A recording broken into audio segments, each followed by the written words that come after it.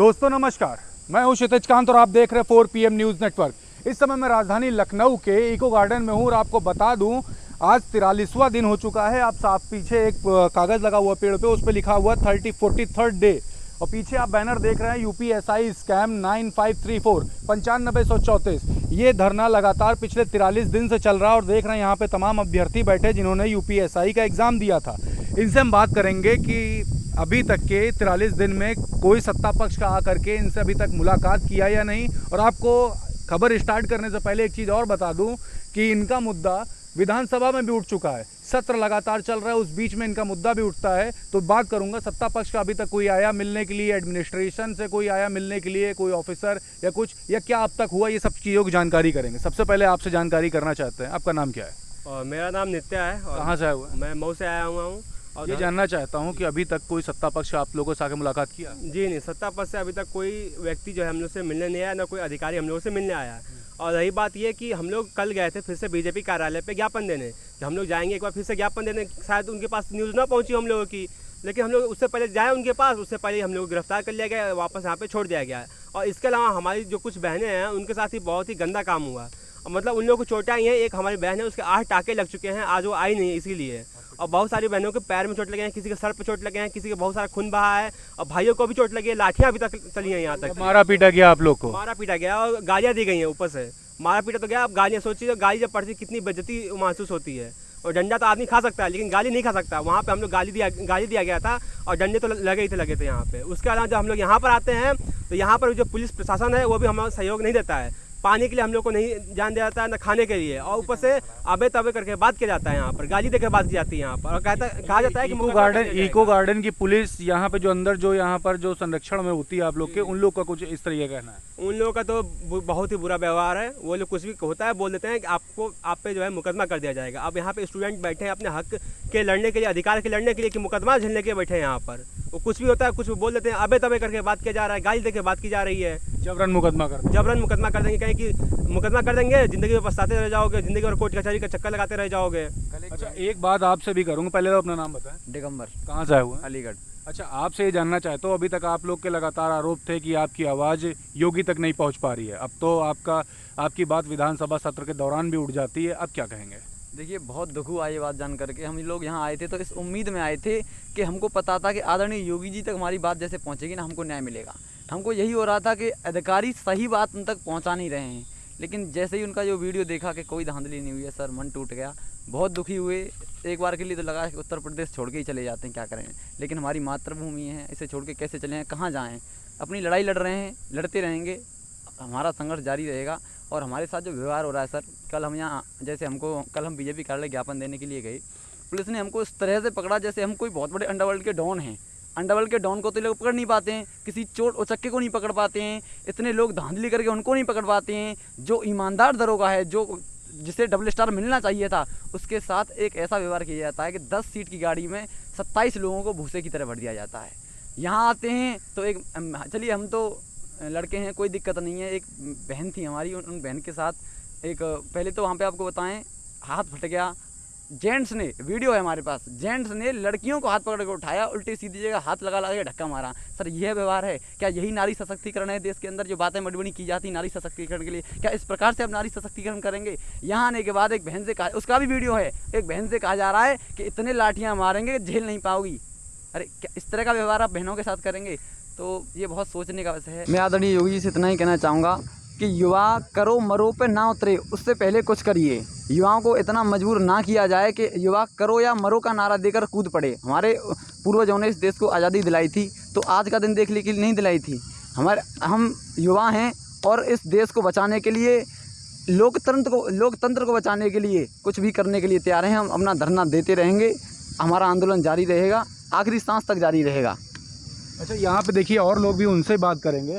आपसे जानना चाहता हूँ, आरोप लग रहे हैं कि यहाँ पे इको गार्डन जो पुलिस है वो बर्बरता कर रही है आपसे। हाँ, ये कितने हद तक सही है? बिल्कुल सर, कल हम लोग वापस जब यहाँ पे आए तो एक मैम थी, शालिनी मैम थी, और एक अर्जुन राजपूत थे।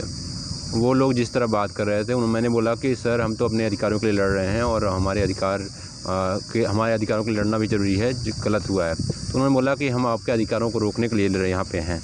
और शालिनी मैम ने जिस तरह बात की वो लग ही नहीं रहा था कि एक सब इंस्पेक्टर, एक अधिकारी ऐसे बात कर सकता है। हम भी सपने देखे हैं सब इंस्पेक्टर के या बड़े पद के लिए, लेकिन कभी भी ये नहीं सोचा कि ऐसे बात करेंगे। उनका बिहेव एकदम अलग था। इससे पहले भी कई सब इंस्पेक्टर रहे, लेकिन उनका बिहेव बहुत अच्छा था। लेकिन जब से ये आई हैं इनका बिहेव बहुत बेकार है। इन्होंने जिस तरह बात किया, तू मैं और करके जिस तरह बात किया इन्होंने, वो सही नहीं था। और हम लोग सर कभी से लगे हुए हैं, हम लोग आज 43वां दिन हो गया और अब तो सब कुछ चीज़ टूटने लगी है। मैं आपको बताऊं, मैं 1 दिसंबर 2021 में पेपर दिया था, मेरा लास्ट वही पेपर था उस दिन UPSI का। उसके बाद मैं योगी जी के समर्थन में वोट के लिए सभी लोगों के पास आता था कि हाँ योगी जीते, क्योंकि निष्पक्ष भर्तियाँ होंगी और किसी पर भरोसा नहीं था हमारा। लेकिन अभी आज आप देख रहे हो कि क्या हालत है और किस लिए हम बैठे यहीं पे। और की बात तो सत्र में भी उठ गई योगी जी को। अब तो ये है नहीं कि उनको मालूम ना, अब तो मालूम भी है। बिल्कुल, पहले सोच रहे थे कि योगी जी को मालूम नहीं है, अधिकारी गलत चीज़ें दे रहे हैं, उनको रिपोर्ट गलत दे रहे हैं। लेकिन अब तो ये मालूम हो गया कि योगी जी को मालूम होते हुए भी वो अब कुछ नहीं कर रहे हैं। वो पार्टी बचा रहे हैं या पार्टी को देख रहे हैं, अपना राजनीतिक एजेंडा सेट कर रहे हैं। उनको वोट बैंक देखना है, उनको इससे मतलब नहीं है कि उनके जो कार्यकर्ता या कोई भी है यहाँ पे, जो बच्चे हैं जो यहाँ पे तैयारी कर रहे थे, जो सपने देख रहे थे कि UPSI या जो भर्तियाँ हो रही निष्पक्ष होंगी, वो सब टूट गई हैं। अब ये है कि योगी जी के पहले से मैं समर्थन करता, लेकिन अब तो मुझे एकदम दिल टूट गया है कि अब वो उस लायक भी नहीं रह गए कि हम उनके साथ खड़े हो सके, कि ये उनके साथ कुछ बोल सके, उनके पक्ष में। मैं आपको बताऊं, मैं पहले कोई बोलता था कि योगी जी गलत है, तो मैं बोलता गलत नहीं हो सकते, आप गलत समझ सकते हो, गलत रिपोर्ट हो सकती है आपके पास। अब तो मुझे लगता है कि जो रिपोर्ट बोलेगा कोई भी, वो भी सही है जो भी, क्योंकि अब हम देख रहे हैं ना अब अपने सामने कि हमारी हालत क्या है कि एक बार भी मुलाकात नहीं हुई। हम 5-5 बार वहाँ जनता दरबार में जा चुके हैं, किससे नहीं मुलाकात की हमने, सब जहाँ गया सर कहीं कार्रवाई कुछ भी नहीं हुआ।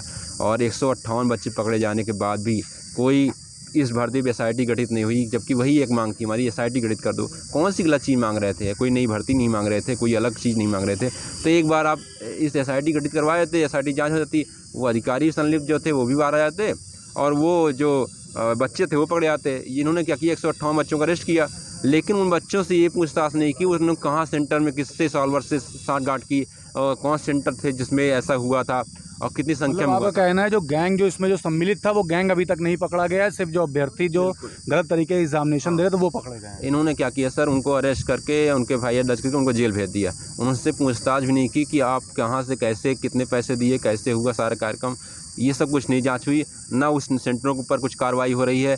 7 सेंटर पर खुद ही FIR भर्ती बोर्ड ने कराया है कि ये सेंटरों में साठगांठ हुई। 7 सेंटर में अगर 30 बच्चे, अगर आप 3 शिफ्ट पेपर होता था एक दिन में, अगर 30 बच्चे एक सेंटर पे एक टाइम का एक शिफ्ट में पेपर पे धांधली कर रहे हैं, सोचिए कितनी सीटें बिक गई होंगी। तो ये 7 सेंटर खुद भर्ती बोर्ड मान रहा है धांधली हुई है, तब भी यहाँ पे कुछ भी SIT गठित नहीं हो रही है, कोई कार्रवाई नहीं हो रही है। हमारी कोई गलत मांग तो है नहीं है, मैंने तो कोई नई भर्ती की मांग नहीं की कि मैं यहाँ के आगे बैठा हूँ। इसलिए मैं तो यही कह रहा हूँ SIT जाँच कर लो। अगर 15 लाख को पहले से बताना था कि 15 लाख वाले भर्ती करेंगे तो हम लोग फॉर्म क्यों डालते? हमारे पास पैसे थे नहीं, हम तो पढ़ने वाले बच्चे थे, हम पढ़ाई छोड़ के घर बैठते अपना कुछ और करते, भाई 15 लाख देंगे तभी नौकरी मिलेगी। कहाँ से आए हो आप? मैं प्रतापगढ़ से आया हूँ सर। नाम क्या भाई? आशुतोष नाम है सर मेरा, और मैं BHU का छात्र हूँ सर। और मैं तो अब सोचे BHU जैसे छात्र का यहाँ पे आके रहना और अब आप मतलब कि धरने प्रदर्शन में रहना, और वो भी लॉ स्टूडेंट, मतलब कि अधिकारों के लिए लड़ना जो कि मिल नहीं रहे हैं। बोलने का अधिकार भी नहीं ख़त्म हो गया है, कोई ऑफिसर आकर धमका जाता है FIR दर्ज कर लेंगे, कुछ भी कर देंगे। तो मतलब कि ऐसा स्थिति हो गई कि अब तो दिल टूट गया है, तो बोलने का भी मन नहीं किसी करता, किससे बोलूँ कि क्या स्थिति हमारी है। अब देख रहे हैं UPSI के अभ्यर्थी धरने बैठे, पीछे भी चलूँगा, वहाँ पर भी कुछ अभ्यर्थी बैठे, इनसे बात करूँगा। पहले आपसे बात करता हूँ, आपका नाम क्या है? मेरा नाम शुभम है। शुभम कहाँ से आया हुआ है? जौनपुर से। अच्छा, आपसे ये जानना चाहता हूँ, ये जैसा बता रहे हैं आप लोग कि SIT की जांच की मांग है, 158 लोग पकड़ लिए गए। एक बड़ा प्रश्न, ये धरना ख़त्म कब होगा? ये धरना हमारा तब तक चलता रहेगा, जैसे लिखा है पीछे अनवरत धरना। ये जब तक धरना चलता रहेगा, जब तक सरकार हमारी मांगें सुनने लेती है, हमारी जो निष्पक्ष जांच की मांग है, SIT जांच की मांग है, उसको किया नहीं जाता, तब तक हमारी धरना चलता रहेगा। कोई न कोई बच्चा यहाँ हमेशा बैठा रहेगा। अच्छा, जैसा ये बोल रहे हैं, अभी आगे अभ्यर्थी से मेरी बात हो रही थी, इनका कहना है कि जो लोग गलत तरीके से एग्जामिनेशन दे तो पकड़े गए। आपको मतलब आपके हिसाब से, क्योंकि आपके बीच से ही ये सब चीज़ें काफ़ी तरीके से लीक हुई हैं, आपने ही पहुंचाई, उसके बाद इस तरीके की जांचें हुई, पकड़े गए। आपके हिसाब से अगर मैं मानूं तो कोई ऐसा गैंग आप लोग को मालूम हो जहां पे जो लोग इस चीज़ों में सम्मिलित हों, सर जो अभी तक आप लोगों ने आउट ना किया? सर, जहाँ तक हम लोग को मिला एविडेंस मिला, जहाँ तक हम लोग सबूतों मिले, हम लोग जो भी जैसे हम लोग को पास पावर थी हम लोग पहुँचाया वहाँ तक। अब गैंग को पकड़ना, सॉल्वर गैंग को पकड़ना, जो सेंटर में चीटिंग कराए, वो तो STF का काम है, वो STF करना चाहिए। और उसके लिए SIT जाँच हम लोग मांग कर रहे हैं कि SIT जाँच बनाइए, तभी ना वो सेंटर से पकड़े जाएंगे। जबकि हमारे STF ने कुछ सेंटर्स को पकड़ा, जैसे भैया ने बताया कि 7 सेंटर पकड़ा है, उस पर ना कोई कार्रवाई हुई ना कुछ हुआ, बस उन्होंने बता दिया 7 सेंटर हैं, उसके बाद ना कुछ उस पर कम आप कार्रवाई करिए, बच्चे जानिए तो कितने बच्चे उसमें बैठे थे, कितने बच्चों ने धोखाधड़ी की, कैसे की, आप सीरियल नंबर पूरे चेक करिए कि हाँ कितने मिनट में किया, कैसे किया, कितने में कितना पाए, 160 में 160 पा जा रहे हैं, कैसे पा जा रहे हैं सब। काफ़ी सारे प्रश्न आप ये देख रहे हैं। आपका क्या कहना है इस पूरे जो ये पूरा मुद्दा आपका चल रहा है और जो पूरा धरना चल रहा है? सर मैं यही कहना चाहूँगा कि जब योगी जी ने ये बात कही सत्र के अंदर कि किसी भी तरीके की कोई धांधली नहीं हुई है, तो मैं बहुत आहत हो गया। हमें ये लगा था कि वो हमें न्याय देंगे, पर अब जब उन्होंने ऐसा शब्द बोल दिया है तो अब हम किसकी तरफ देंगे? सबसे पहले तो मैं यही समझ में नहीं आ रहा है। और अगर उन लोगों को पैसे वालों को ही सिलेक्ट करना था, 15 लाख वाला या 20 लाख वाला बच्चा ही लेना था, तो मैं उनको एक अपनी तरफ से ये सुझाव देना चाहूँगा। वैसे उनके पास बहुत अच्छे सुझाव आते हैं, उनके पास बहुत अच्छे सचिव हैं, पर फिर भी मैं सुझाव देना चाहूँगा, अगर पैसे वाले को ही लेना है तो आप जो परीक्षा शुल्क हम सबसे 400 रुपये वसूल रहे हैं, उसको 1 लाख रुपये कर दीजिए। जिसकी क्षमता होगी 1 लाख रुपये जमा करके फॉर्म भरने की, वो आपको पैसा दे देगा, आपको पता चल जाएगा। कम से कम पढ़ने वाले बच्चे जो हम लोग हैं, मेहनत करके आए हैं, वो लोग तो अपनी आंखें नहीं फोड़ेंगे पढ़ने के पीछे, काम धंधा ढूंढेंगे, पैसे जमा करेंगे। अगर पैसे से ही नौकरी मिलनी है तो बचपन से हमें क्यों सिखाया जा रहा है कि पढ़ो पढ़ो पढ़ो और पढ़ो, मेहनत करो, आपको जॉब मिलेगी, आप आगे बढ़ोगे। अगर पैसा ही जाना है तो हम पैसा ही इकट्ठा करते बचपन से ही, पढ़ क्यों पढ़ते फिर हम?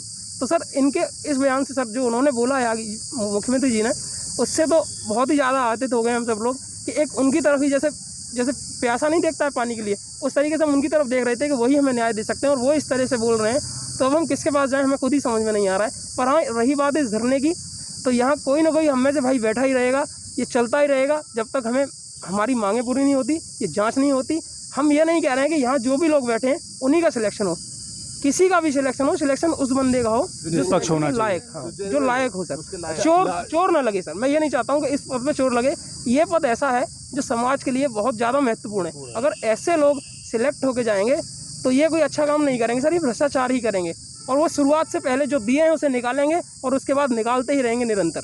अच्छा, लास्ट में जानना चाहता हूँ, आप सभी लोग अभ्यर्थी यहाँ बैठे हुए धरने पे, अंतिम फैसला आप लोग की तरफ से क्या है? धरना कब तक चलता रहेगा और दूसरी चीज़ किस तरीके से आप लोग इसको इम्प्लीमेंट करेंगे? सर इम्प्लीमेंटेशन का तो ऐसा है कि इसको तो सर हम आपको इम्प्लीमेंटेशन ही बता देंगे। तो सर वो कल हमने कोशिश की थी करने की, थोड़ा सा किसी को पता चला था तो हम सब लोगों को उठा लाए, पूरा हमको अपनी बात कहने भी नहीं दिए, मारा पीटा। यहाँ कोई एक मैम है, वो बदतमीजी बोल रही हैं, गालियाँ देती हैं, हम लोग सुन रहे हैं। मार सह सकते हैं सर, गालियाँ नहीं सह सकते। इतने हम घर से बेकार भी नहीं हैं कि हम लोग गालियाँ सुनने आए, पर मजबूर हैं क्योंकि अभ्यर्थी हैं, उनके पास पावर है, अधिकार है, वो हमसे बोल सकती हैं। और हम अगर उनकी तरह उनसे उस अभद्र भाषा में बात करें, क्योंकि वो महिला हैं, अधिकारी हैं, अगर उसी भाषा का प्रयोग हम करें तो हमें और उनमें कोई फ़र्क नहीं रह जाएगा। ये कौन है जो इस तरीके से कर रही हैं? शालिनी मैम है कोई, जो यहाँ आई थी। एक भैया था, वो बैठी है यहाँ पे, पुलिस में? हाँ पुलिस में है, सब इंस्पेक्टर हैं। उनका लहजा इस प्रकार का है कि वो मतलब एक सब इंस्पेक्टर अगर ऐसे बोल रहा है, जैसे हम लोग परीक्षा दिए, हम लोग भी सब इंस्पेक्टर बनना ही चाह रहे थे, बनेंगे या जो भी होगा वो आगे की बात है, पर अगर इस तरीके से हम लोग कभी नहीं करेंगे। एक लड़की से, किसी की बेटी से आप ये कह रहे हो यहाँ बैठ के कि एक लाठी नहीं झेल पाओगे, ये क्या तरीका है आपका? ये कौन सी भाषा है कि हम यहाँ लाठी खाने के लिए बैठे हैं? हम यहाँ कोई उपद्रव कर रहे हैं? हम यहाँ आराम से आते हैं, हम सब लोग बैठते हैं, धूप में बैठे हुए हैं, सिर्फ इसलिए कि अपनी मांग रख रहे हैं, शांतिपूर्वक मांग रख रहे हैं। जानना चाहता हूँ, अभी तक कोई सत्ता पक्ष का आप लोगों से मिलने आया या कोई एडमिनिस्ट्रेटिव ऑफिसर आप लोगों से मिलने आया? नहीं सर, किसी भी प्रकार का कोई भी ऐसा व्यक्ति हमसे मिलने नहीं आया है सर। आप सब लोगों के जरिए सर आपका बहुत बहुत धन्यवाद करता हूं सर कि आप ही के जरिए थोड़ी बहुत हमारी बातें पहुंच रही हैं, और जो लोग भाई लोग जो हमें देख रहे हैं वो यहाँ ज़्यादा से ज़्यादा आ जाएं, हमारा साथ दें, तो हम आगे कुछ अच्छा कर सकें। और जो आपने पूछा कि इम्प्लीमेंटेशन, सर इम्प्लीमेंटेशन अभी हम कोशिश करेंगे ना, यहाँ से उठ के आप हमारे साथ चलिए, हम खाली उस बैरिकेडिंग तक जाएंगे, तो वहाँ आप देख लीजिएगा कितना अच्छा हमको इम्प्लीमेंटेशन करने दिया जाएगा, वहाँ रोक लिया जाएगा, वहाँ बहुत बुरी धक्का मुक्की होगी। और यहाँ तक के आप लोग अगर नहीं होंगे तो आप शब्दों का भी इस्तेमाल होगा और डंडे का भी इस्तेमाल होगा हम पर। मतलब अगर मीडिया है तो आप लोग सेफ है, नहीं तो सेफ नहीं है? नहीं सर, बिल्कुल सेफ नहीं है। आप लोगों के सामने तो वो कुछ नहीं कहते हैं, थोड़ा बहुत हट जाते हैं, पर आप जैसे नहीं होंगे। आप अगर यहीं से रिकॉर्डिंग करना शुरू कर दें तो आप देख लीजिएगा कि हमको बैरिकेडिंग तक पहुँचने नहीं दिया जाएगा, उससे पहले को रास्ता बंद कर लेंगे और हमको क्या क्या कहा जाएगा हम सुन रहे हैं बस। हमारी जब तक कहा जाएगा गालियाँ पड़ेंगी, क्या कह रहे हैं? इसका हो सकता है हम लोग कहा जाए, वहाँ पे जब पहुँचे तो कहा जाए कि आप पे मुकदमा कर दिया जाएगा, और लाठियाँ तो पड़ेंगी और गालियाँ तो पड़ती हैं। हमको लाठी पड़ जाए कोई दिक्कत नहीं है, लेकिन जो गाली पड़ती है उससे बहुत ज़्यादा दिक्कत है, क्योंकि उससे हमें आत्मसम्मान को ठेस पहुँचता है और कह दिया जाता है कि मुकदमा कर दिया जाएगा। मुकदमे में लंबित कर देंगे कि जिंदगी भर छूट नहीं पाओगे, किसी लायक नहीं रहोगे, भूल जाओगे दरोगा बनना। तो सर हम इसलिए यहाँ बैठे हैं, इस चीज़ों को सुनने के लिए बैठे हैं, पर क्योंकि आपने जो पूछा कि ये कब तक चलेगा, तो ये तब तक चलेगा जब तक सर हमारी मांगें पूरी नहीं हो जाती हैं, चलता ही रहेगा। हम में से कोई ना कोई आपको मिलेगा ज़रूर, चाहे कुछ भी हो जाए। तो आप ये देख रहे हैं यूपीएसआई का धरना लगातार चल रहा, 43वां दिन है लगातार ये यहाँ पर अभ्यर्थी पिछले 43 दिन से बैठे हुए हैं अपनी मांगों को लेकर के। आपने देखा सत्र, विधानसभा सत्र के दौरान भी इनकी बातें उठती है वहाँ पर, लेकिन अभी तक के इन लोग का डिसीजन क्या होगा इस पर बहुत बड़ा प्रश्न चिन्ह। जुड़े रहे 4PM न्यूज़ नेटवर्क के साथ। यूपीएसआई से जुड़ी हुई, यूपीएसआई स्कैम 9534 से जुड़ी हुई जितनी भी अपडेट्स होंगी मैं आप तक पहुँचाता रहूँगा। मैं हूँ क्षितिज कांत, कैमरा पर्सन शुभम के साथ 4PM न्यूज़ नेटवर्क के लिए धन्यवाद।